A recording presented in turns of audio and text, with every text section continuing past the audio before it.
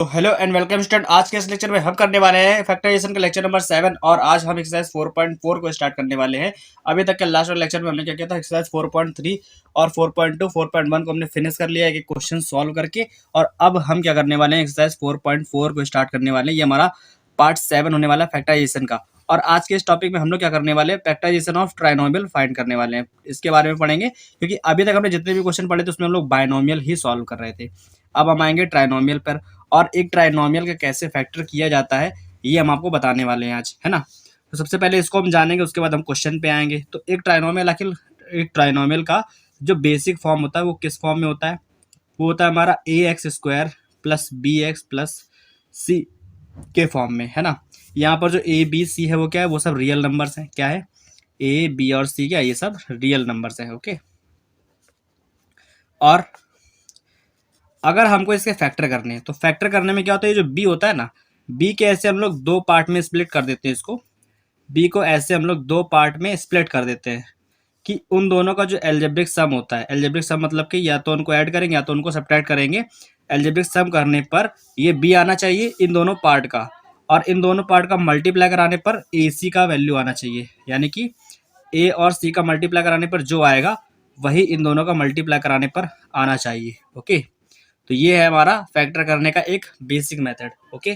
कैसे? बीच वाले में, यानी कि जो बी लिखा है बी, इसको दो ऐसे पार्ट में स्प्लिट कर देना है कि उन दोनों का एल्जेब्रिक सम करने पर बी आए, और उन दोनों का मल्टीप्लाई कराने पर, इन दोनों पार्ट का मल्टीप्लाई कराने पर ए सी के वैल्यू आए, यानी कि ए और सी के मल्टीप्लाई के इक्वल आए, है ना। तो इस टाइप का एक क्वेश्चन फॉर एग्जाम्पल आपको दिखा देते हैं। एक जैसे हमारे पास लिखा है एक्स स्क्वायर माइनस प्लस का 7y माइनस का, सॉरी 7y लिख दिया मैंने यहाँ पर। अगर वाई स्क्वायर कर देते हैं, जैसे वाई स्क्वायर प्लस 7y और माइनस 18, एक हमारे पास अगर ये क्वेश्चन हो गया।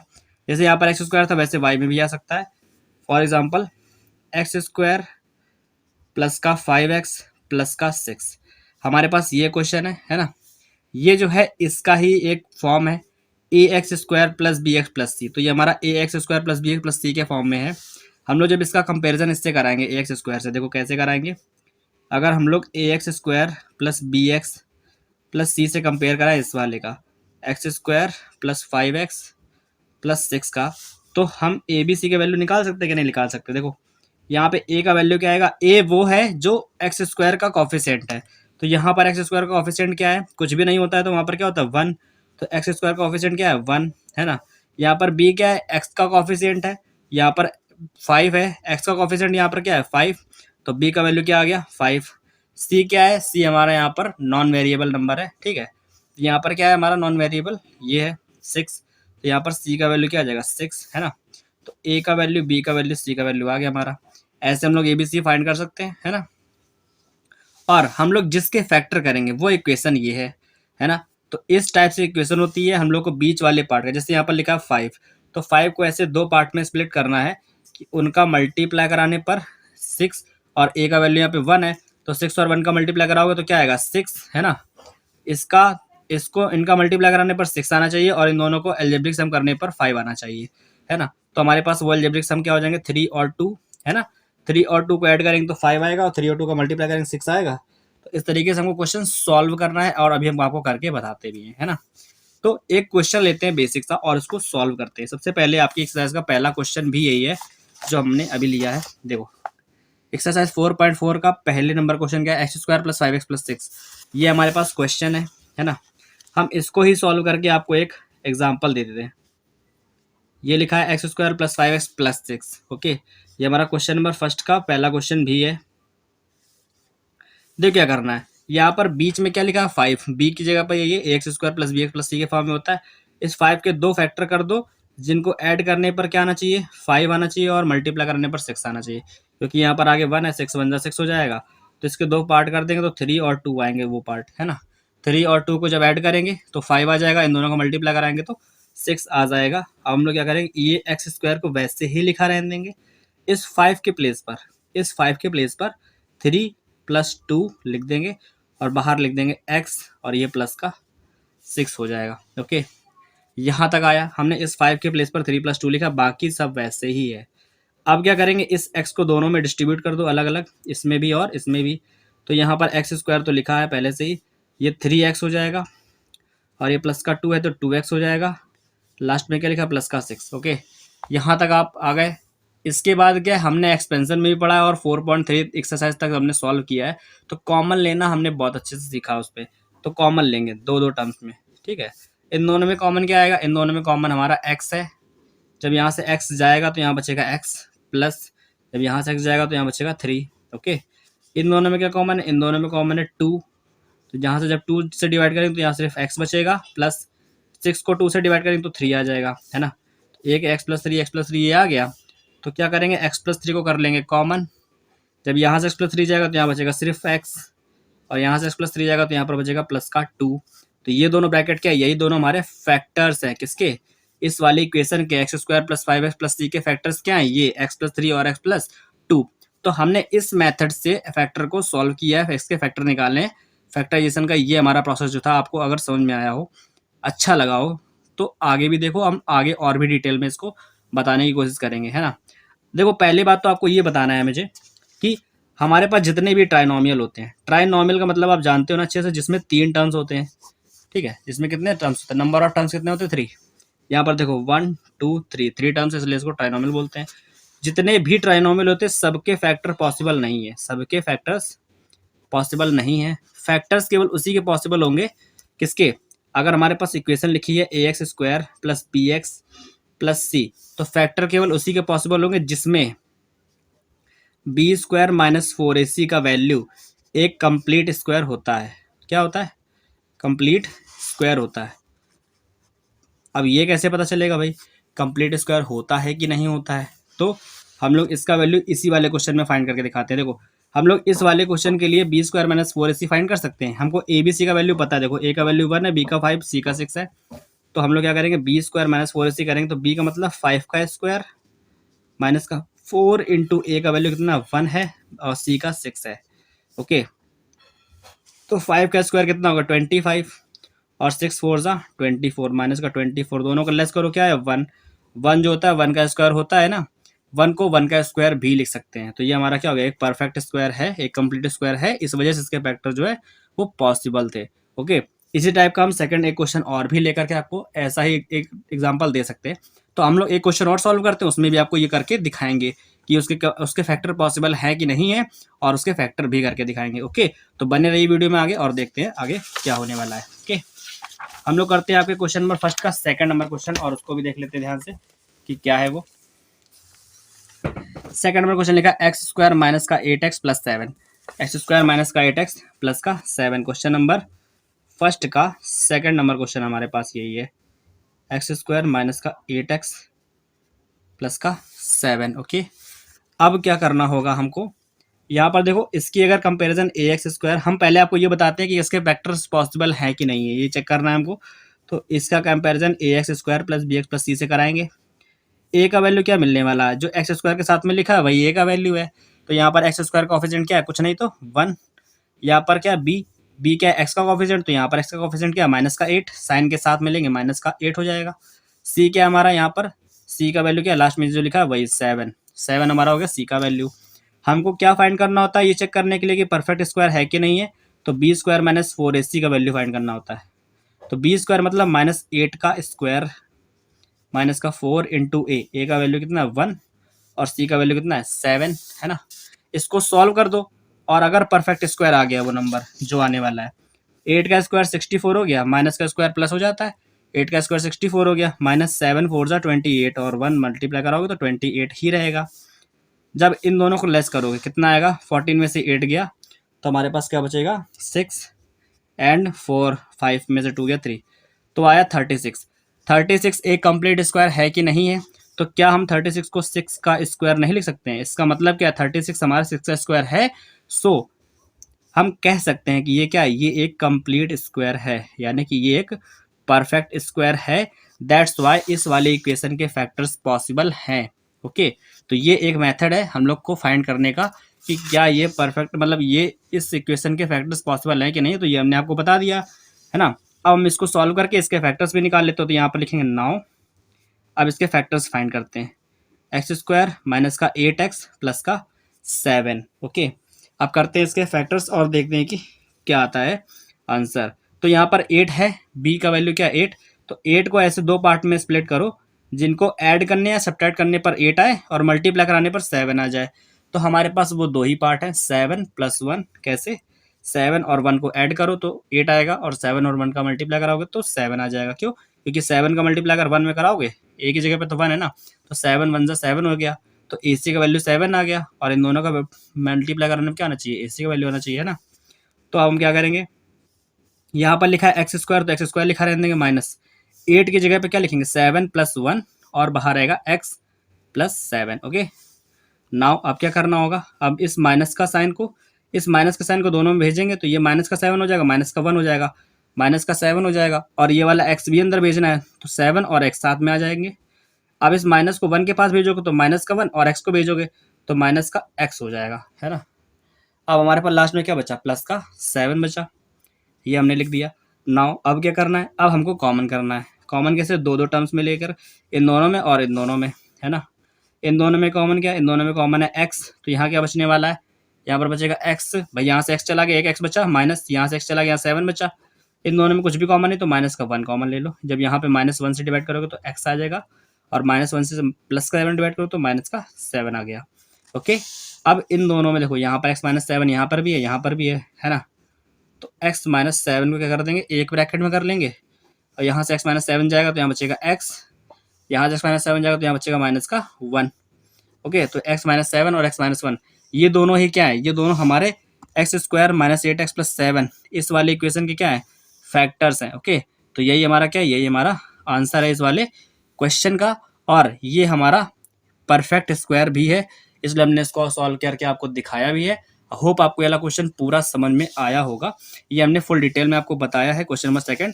और अब हम आपको जो क्वेश्चन देने वाले हैं, जो भी क्वेश्चन समझाने वाले हैं, उसका हम सिर्फ फैक्टर्स ही फाइंड करेंगे, क्योंकि जो बेसिक था वो हमने आपको समझा दिया अब तक।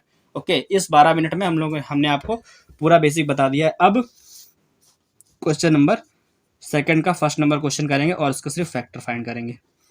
ओके, तो क्वेश्चन नंबर 2 का फर्स्ट नंबर क्वेश्चन क्या है, आपको भी दिखा देते हैं। यहाँ लिखा है x² प्लस का 6x माइनस का 7 दिख रहा है, सेकंड नंबर का फर्स्ट नंबर क्वेश्चन।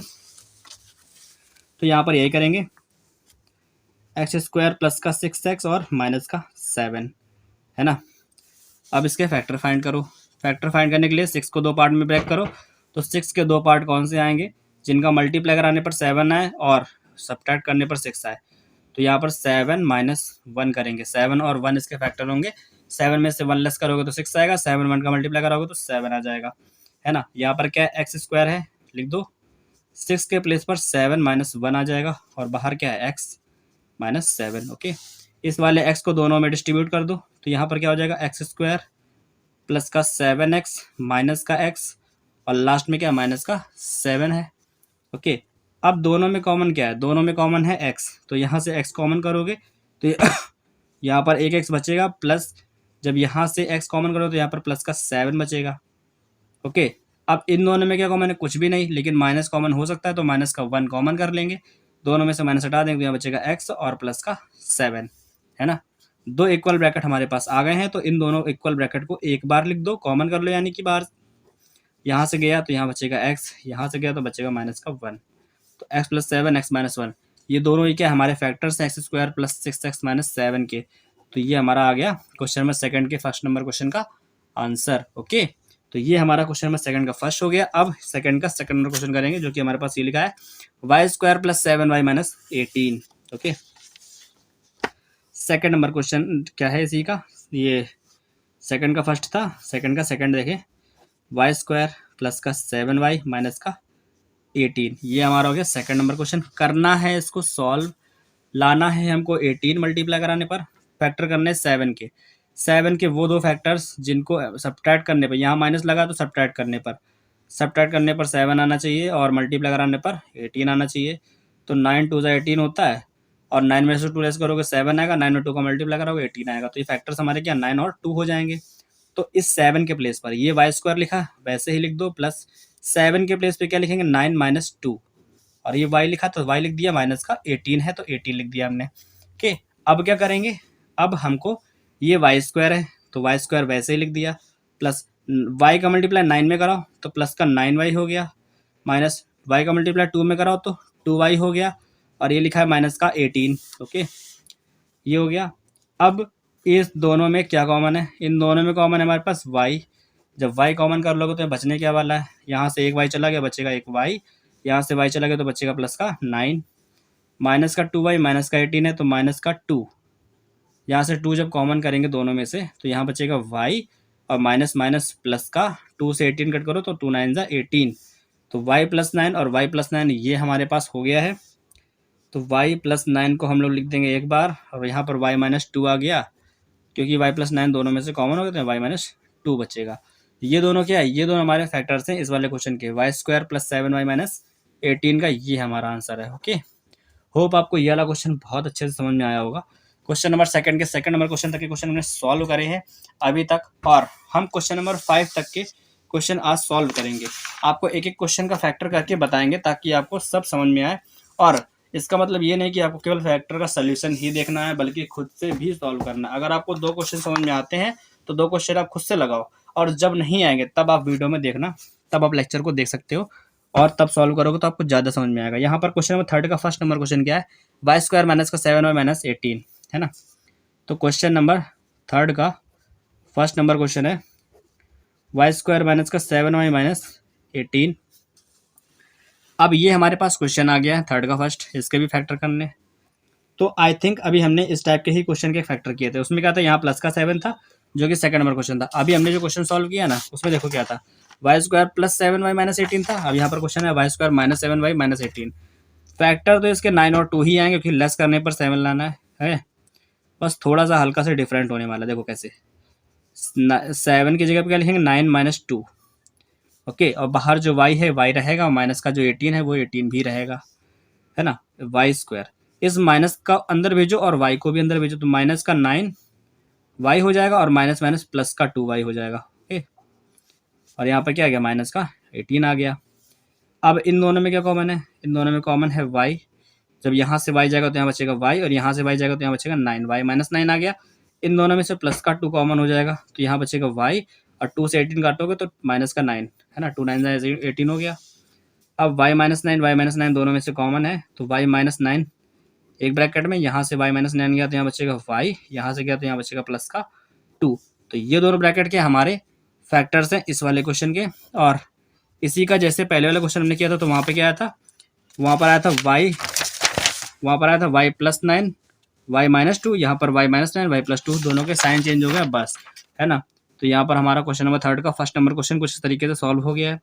छोटा क्वेश्चन था, ज़्यादा बड़ा नहीं है। अब हम क्वेश्चन नंबर 3 के सेकंड नंबर क्वेश्चन को भी इसी तरह से सॉल्व करके दिखाएंगे। क्या लिखा? ए स्क्वायर माइनस का 3a माइनस का 54, है ना। ए स्क्वायर माइनस का 3a और माइनस का 54। देखो करना क्या है, यहाँ पर अभी तक एक्स स्क्वायर वाई स्क्वायर में इक्वेशन थी, अब ए स्क्वायर में आ गई है, तो हमको ए स्क्वायर से घबराना नहीं है। ये हमारा कोई ना कोई वो होगा, वेरिएबल हो जाएगा, है ना। हम लोग को नंबर्स पर ध्यान देना। तो 3 है यहाँ पर, 3 के ऐसे 2 फैक्टर करने जिनको सब्ट्रैक्ट करने पर, यहाँ माइनस लगा तो सब्ट्रैक्ट करने पर 3 आए और मल्टीप्लाई करने पर 54 आ जाए। तो ये 54 1 आ गई, ए के साथ में 1 है ना, तो 1 से मल्टीप्लाई 54 आएगा। तो 54 आना चाहिए मल्टीप्लाई कराने पर, और सब्ट्रैक्ट करने पर कितना चाहिए? 3। तो 9 6 54 होता है, सबको पता है ना। और 9 में से 3 6 लेस करोगे तो 3 आएगा, तो माइनस। इस 3 के प्लेस पर क्या लिखना है? 9 माइनस 6, और ये बाहर a है तो a लिख दिया, माइनस का 54 लिख दिया। ओके, नाउ सॉल्व करते हैं इसको। ए स्क्वायर, माइनस को अंदर भेजो, a को अंदर भेजो, तो माइनस का 9a माइनस माइनस प्लस 6, और a साथ में आ जाएगा, a माइनस का 54 आ गया। ओके, इन दोनों में क्या कॉमन है? इन दोनों में कॉमन है हमारे पास a, तो जब यहाँ से a कॉमन होगा तो बचेगा a, जब यहाँ से a जाएगा तो बचेगा माइनस का 9। ओके, और इन दोनों में लास्ट में अब क्या कॉमन है? तो देखो 6 से a भी डिवाइड हो सकता है, 6 से a भी डिवाइड हो सकता है, 9 आएगा। तो यहाँ पर 6 कॉमन कर लो, 6 से डिवाइड करोगे तो केवल a बचेगा, माइनस 6 से 54 को डिवाइड करोगे तो 9 बचेगा, है ना। तो a माइनस 9 दो सेम ब्रैकेट आ गए, तो a माइनस 9 को हम लोग लिख देंगे एक बार, और a प्लस 6 बचेगा हमारे पास सब। a माइनस 9 गया तो यहाँ बचेगा a माइनस 9 गया तो बचेगा प्लस का 6। तो a माइनस 9 a प्लस 6, ये दोनों फैक्टर जो हैं हमारे इस वाले क्वेश्चन के आंसर हैं। क्वेश्चन नंबर 3 के दोनों क्वेश्चन हमने करे हैं, और अभी तक आपको डिटेल में सारे क्वेश्चन समझाए भी हैं। ओके, तो होप आपको ये वाले क्वेश्चन समझ में आ रहे होंगे। क्वेश्चन नंबर 4 भी हम लोग सॉल्व करते हैं, देखते हैं कि 4 का फर्स्ट क्या है। तो यहाँ पर देखो आपको कुछ मिलेगा। 4 के फर्स्ट में क्या लिखा है, 2x स्क्वायर माइनस का 7x प्लस का 6। तो 2x स्क्वायर माइनस का 7x प्लस का 6। देखो यहाँ पे क्या है, यहाँ पर हमको 7 के ऐसे फैक्टर करने के उनका जो उसका अलजेब्रिक सम है वो 7 आए और उसका मल्टीप्लाई कराने पे कितना आना चाहिए, 6 2 ज़ा 12, क्योंकि यहाँ पर 6 है और आगे क्या है 2, तो 6 का 2 में मल्टीप्लाई करा देंगे 12 आएगा। और 7 के जो फैक्टर्स करने हैं उन दोनों का मल्टीप्लाई कराने पर भी कितना आना चाहिए, 12 ही आना चाहिए। कितना, 12 आना चाहिए। और उन दोनों को अलजेब्रिक सम यानी कि उसका ऐड करने पर कितना आना चाहिए, 7 आना चाहिए। तो हमारे पास ऐसे दो ही फैक्टर है, कौन कौन से, 4 और 3। 4 और 3 को ऐड करेंगे 7 आएगा, 4 और 3 का मल्टीप्लाई करेंगे 12 आएगा, है ना। तो हमको यही चाहिए, कर देंगे इसके फैक्टर। कैसे, देखो यहाँ लिखा 2x स्क्वायर, 7 की जगह पे हम लोग को लिखना है 4 प्लस 3, और 7 के बाद में जो x है वो यहाँ पे आ गया, प्लस का 6 यहाँ आ गया। ओके, अब यहाँ पर देखो लिखा है 2x स्क्वायर, माइनस को अंदर भेजो, x को अंदर भेजो तो माइनस का 4x हो गया, माइनस को अंदर भेजा 3 और x को अंदर भेजा तो x, तो माइनस का 3x हो गया। लास्ट में लिखा प्लस का 6। ओके, है ना। अब इन दोनों में क्या करेंगे, इन दोनों में कॉमन करेंगे जो भी है। देखो दोनों में पहली बात तो 2 कॉमन है, दोनों में x भी कॉमन है, तो यहाँ से 2 गया, एक x गया तो एक x बचेगा, माइनस लगा दो, 2 2 ज़ा 4 हो गया, x से x कैंसिल, तो x माइनस 2 ही आएगा ब्रैकेट के अंदर।